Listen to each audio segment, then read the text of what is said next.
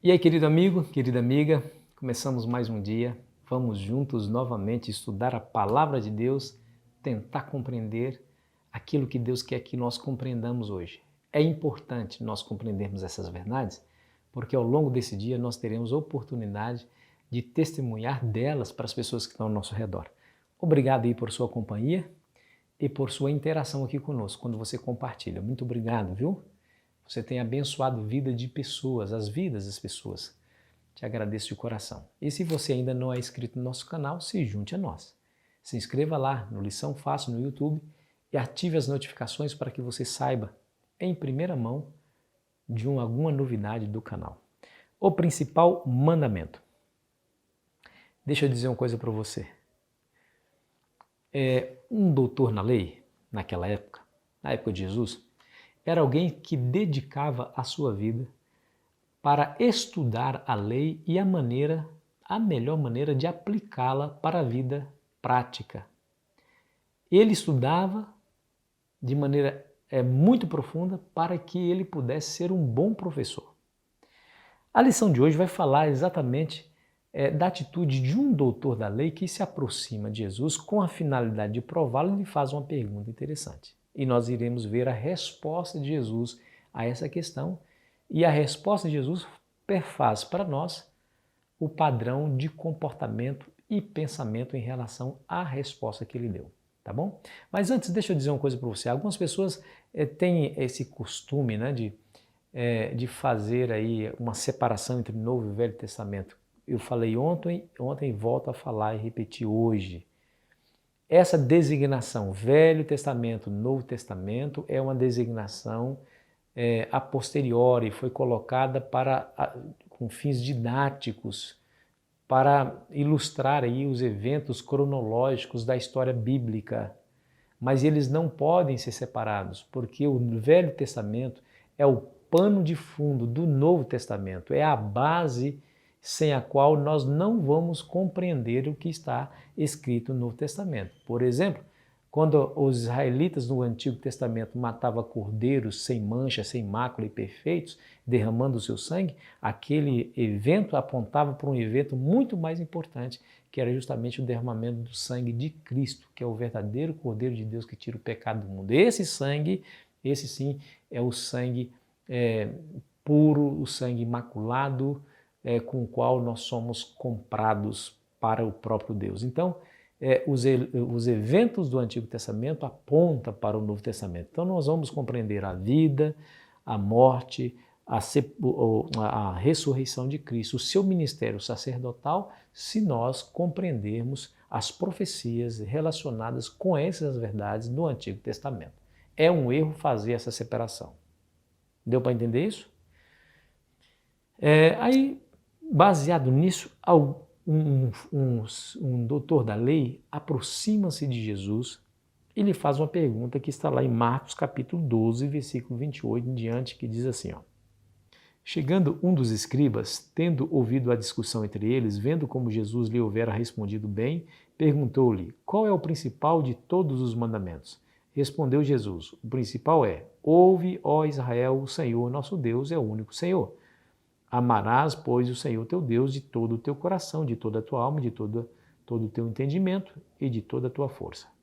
Você viu que interessante?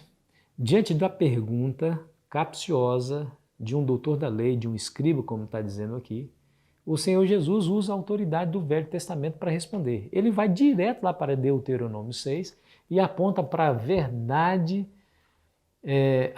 presente na época de Moisés, a verdade presente na época de Jesus também.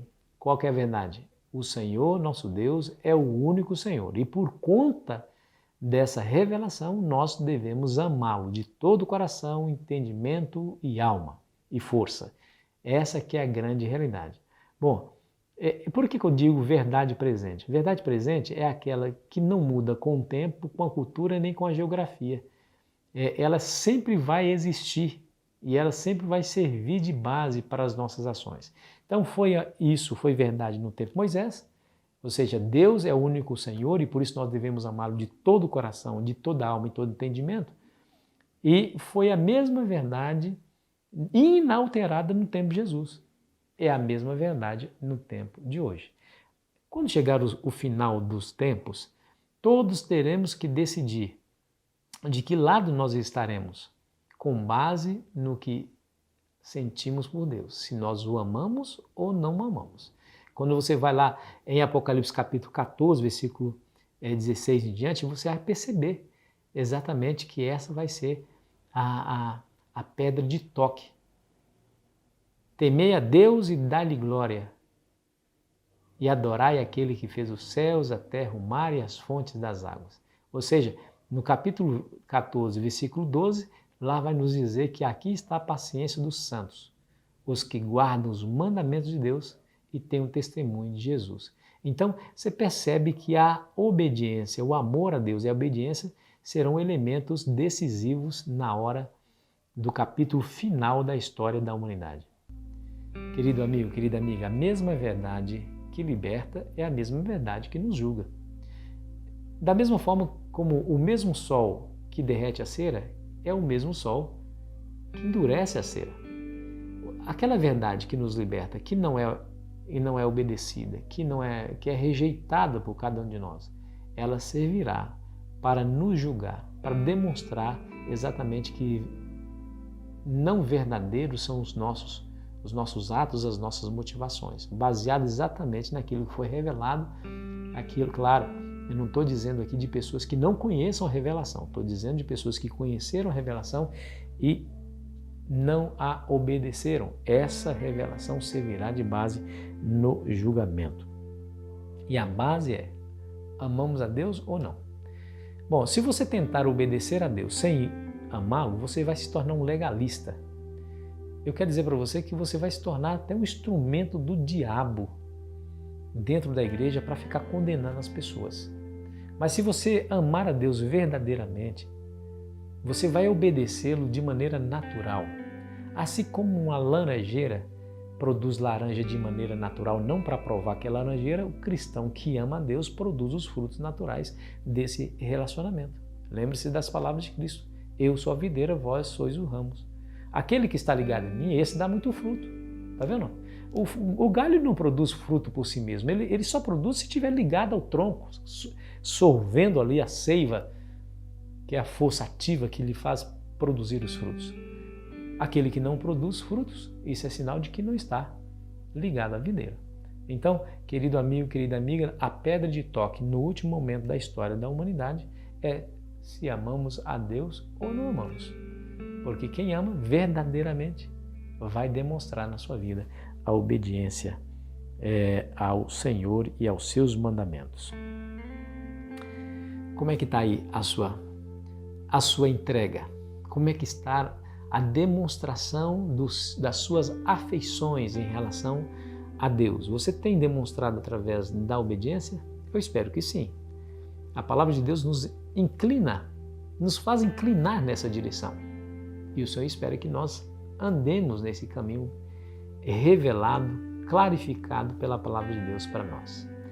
Que Deus te abençoe você, meu amigo, nesse dia, e que a paz do Senhor Jesus inunda teu coração, de maneira que o amor brote naturalmente e, de fato, lhe faça obedecer a esse Deus maravilhoso. Quero orar com você.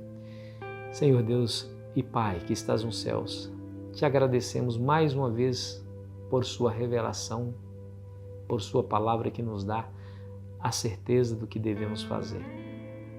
Amar ao Senhor é uma consequência de uma escolha e nós queremos escolher amá-lo, Senhor. Planta dentro do nosso coração esse amor de maneira que possa ser extravasado para fora em obediência aos seus mandamentos, em nome de Jesus. Amém. Querido amigo, querida amiga, foi muito bom estar com você. Espero você ansiosamente amanhã para continuarmos a nossa jornada e terminarmos a nossa semana. Aproveite bem a sua quinta-feira.